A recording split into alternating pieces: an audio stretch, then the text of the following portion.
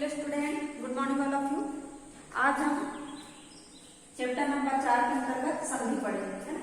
तो देखिए, सबसे पहले दो वर्णों की, है ना, क्या होता है वर्ण। वर्ण मतलब अक्षर, है ना। जैसे कि अपन ये सब लिखी, ये क्या होता है अक्षर, है ना। तो दो वर्णों की परस्पर मेल से उनमें जो विकार उत्पन्न होता है, ये परिवर्तन आता है, उसे क्या कहते हैं, संधि कहते हैं, है ना। अब हम पढ़ेंगे प्रकार या भेद, ठीक है। तो प्रकार या भेद में संधि के कितने प्रकार हैं, 3 प्रकार, ठीक है। सबसे पहले हम पढ़ेंगे इसमें स्वर संधि, सेकंड में व्यंजन संधि और थर्ड में विसर्ग संधि, ठीक है। स्वर, व्यंजन और विसर्ग। अब ये जो स्वर संधि है, इसमें देखिए दो स्वरों के परस्पर मेल से, वही परिभाषा रहेगी कि दो स्वरों के परस्पर, इसमें था वर्ण, है ना, इसमें क्या था वर्ण, और इसमें क्या है स्वर। ये भी वही होते हैं, लेकिन आ ई उ ए ऐ ओ औ अम आ, है ना, ये सब स्वर है। तो दो स्वरों के परस्पर मेल से उनमें जो विकार उत्पन्न होता है या परिवर्तन आता है, उसे स्वर संधि कहते हैं। उसके बाद व्यंजन, तो यहाँ पर लिखेंगे अपन व्यंजन के पश्चात, पश्चात मतलब बाद में, ठीक है। व्यंजन के पश्चात या बाद में, है ना। स्वर या व्यंजन के मेल को क्या कहते हैं, व्यंजन संधि कहते हैं। यानी कि ये दो, या अकेला था, व्यंजन के साथ व्यंजन होगा या फिर स्वर होगा, और विसर्ग के पश्चात यहाँ पर हम लिखेंगे विसर्ग के पश्चात या बोलेंगे बाद, है ना। स्वर या व्यंजन के मेल को विसर्ग संधि कहते हैं, है ना। इसमें ये अकेला था, ये दोनों हो गए और ये तीनों हो गए। विसर्ग के पश्चात स्वर या व्यंजन के मेल को विसर्ग संधि कहते हैं। इतना हम समझ गए। अब हम आगे देखेंगे इसके उदाहरण में। इसके उदाहरण में देखते हैं हम। सबसे पहले पेज नंबर आपको 37 निकालना है। उसमें देखिए विद्यार्थी,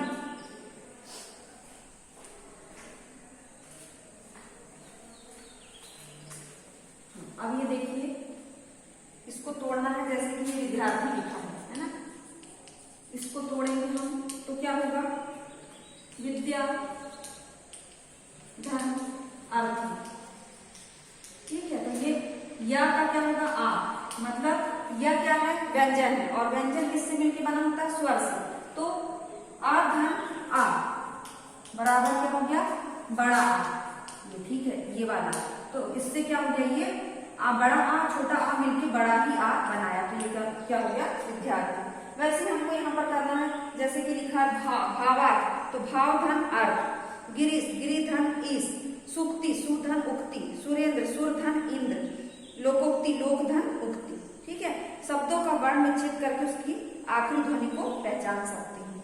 अब हम आगे देखेंगे इसमें, जैसे प्रधानाचार्य, तो प्रधान धन आचार्य, रविंद्र रवि धन इंद्र, है ना।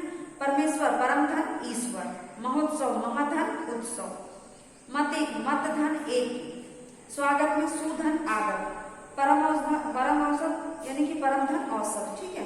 फिर है आवकारी 5 में, आवकारी 5 में देखिए महात्मा, तो महाधन आत्मा, रजनीश रजनी धन ईश, लघुत्तर लघु धन उत्तर, देवेंद्र देवधन इंद्र, महोत्सव महाधन उत्सव, महर्षि महाधन ऋषि, तथ्यो तथा धन एव, फिर नाविक नौधन इक, ठीक है।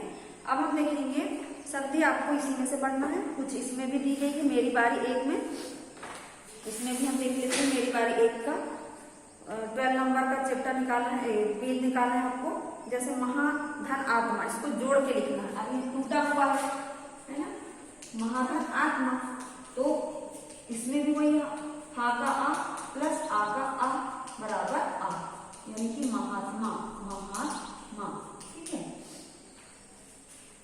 महीधन इंद्र महेंद्र, देवधन इंद्र देवेंद्र, परधन उपकार परोपकार, परम धन औसत परमौसत, महाधन उदय महोदय, प्रधान धन आचार्य प्रधानाचार्य, भावधन अर्थ भावार्थ, है ना। लघु धन उर्मी, क्या होगा, लघु उर्मी। तो लघु उर्मी में क्या होगा, बड़ों की मात्रा लग जाएगी जब हम इसको जोड़ेंगे, है ना। उसके बाद परीक्षार्थी परीक्षा धन अर्थ, सत्याग्रह सत्य धन आग्रह, गिरीश गिरी धन ईश, है ना।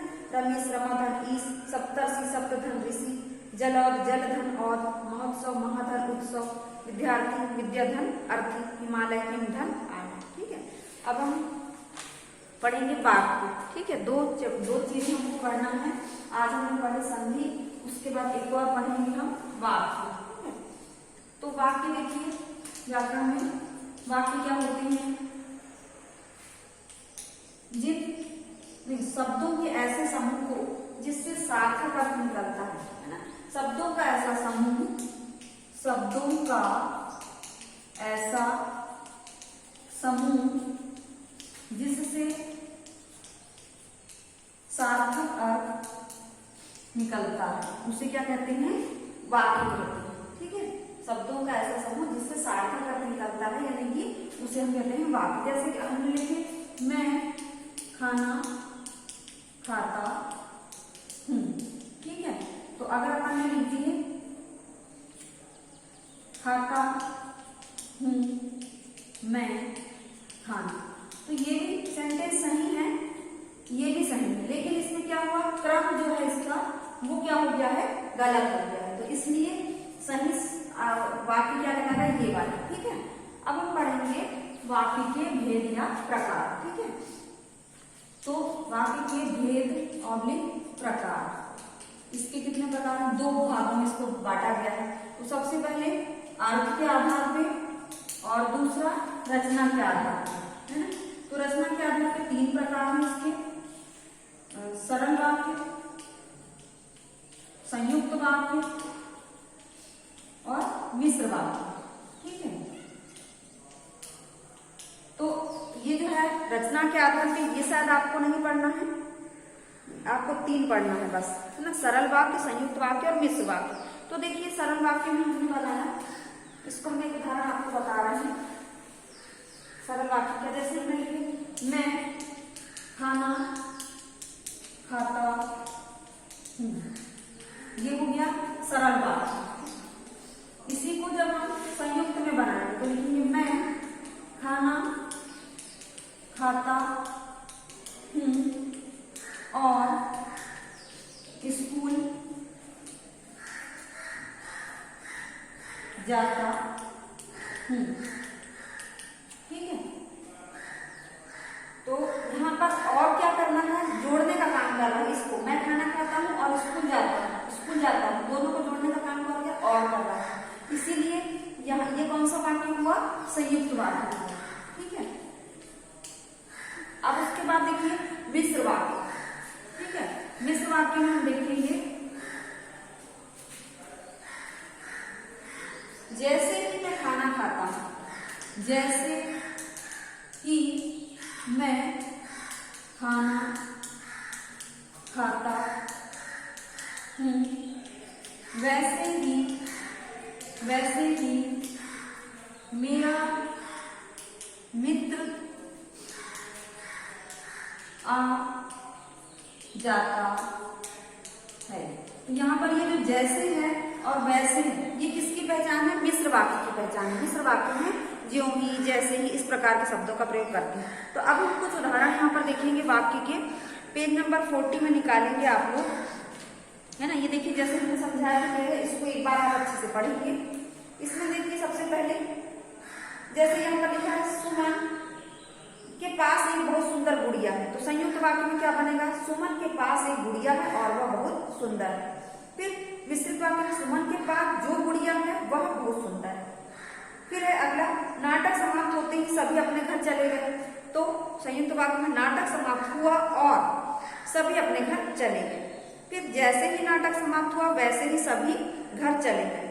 उसके बाद है एक और सेंटेंस, पिताजी ने बाजार से फल खरीदे, तो पिताजी बाजार गए और उन्होंने फल खरीदा।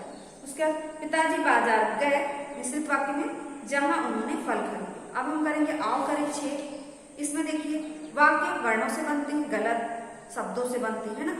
वाक्य के 2 अंग हैं, सही। रचना के आधार पर वाक्य के 3 प्रकार हैं, ये भी सही। वाक्य को मिश्रित वाक्य का महत्वपूर्ण अंग माना जाता है, गलत। सरल वाक्य में एक विधेय होता है, सही, है ना। अब आओ करें साथ में, देखो निशा पत्र लिखती है तो उद्देश्य क्या हुआ? निशा, और पत्र लिखना क्या हुआ? विधेय, है ना। जैसे कोई भी सेंटेंस सेंटेंस होता है कि मोहन खाना खाता है, तो मोहन क्या हो जाएगा, उद्देश्य हो जाएगा, और बाकी का जो सेंटेंस बचा वो क्या कहलाएगा, विधेय कहलाएगा, है ना। अब यहाँ पर देखिए अगला, सचिन और विजय टहल रहे हैं, तो सचिन और विजय क्या कहलाएगा, उद्देश्य, और विधेय क्या होगा, टहल रहे हैं। भारती बाजार जाती है में भारती क्या होगा, उद्देश्य, और बाजार जा रही है विधेय।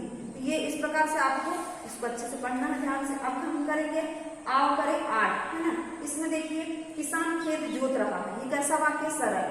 सीमा आज स्कूल नहीं आई क्योंकि वह बीमार है, मिश्रित वाक्य।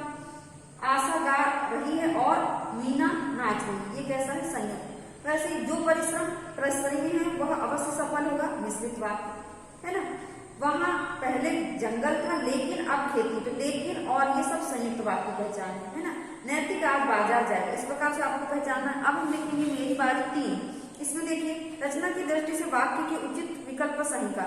घोड़ा दौड़ रहा है, सरल वाक्य, चूंकि तो मिश्रित वाक्य। नेताजी मंच पर आए और आ गया, तो संयुक्त वाक्य। ऐसे ही आपको क्या करना है, इसको पढ़ना है। मेरी बारी 3। मेरी बारी 4 में देखिए दिए गए वाक्यों को कोष्टक में दिए गए संकेतों के आधार पर परिवर्तित कीजिए। तो मीनू ने आम खाए जबकि गीता ने चीकू खाए, इसको संयुक्त वाक्य में बनाना, तो कैसे बनाएंगे, मीना ने आम खाए, आम और चीकू, मीना ने आम और गीता ने चीकू खाया, है ना। उसके बाद सरल वाक्य, तुम बैठो और मैच देखो, है ना, मैच देखो तो तुम बैठकर मैच देखो।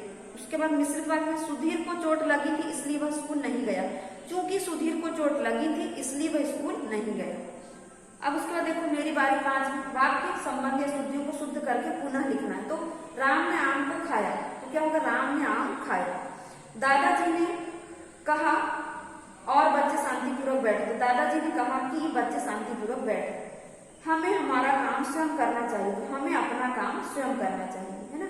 आरती पढ़ रही है और सुमन लिख रही, तो आरती पढ़ रही है नहीं, इसलिए बोला है तो इसलिए की जगह और आएगा, है ना। और सुमन लिख रही है। मेघा विद्यालय नहीं जा सकी इसलिए वह बहुत बीमार है, तो मेघा विद्यालय नहीं जा सकी क्योंकि वह बहुत बीमार है, ठीक है। तो ये आज आपको क्या करना है, संधि और वाक्य को अच्छे से पढ़ना है और उसको प्रैक्टिस करने के लिए जो क्वेश्चन उसको बना के देखना है ना। तो आज की क्लास हम यही समाप्त कर रहे हैं।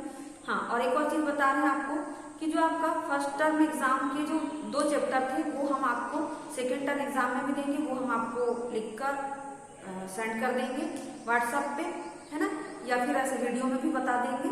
तो आपको सेकंड टर्म एग्जाम जो है उसको उसके पूरे चैप्टर तैयार करना है, लेकिन 2 चैप्टर जो है आपके फर्स्ट टर्म के भी करना है, वो हम आपको कल बता देंगे, ठीक है। तो आज की क्लास हम यही समाप्त करें। धन्यवाद बच्चों। आज आपको संधि और वाक्य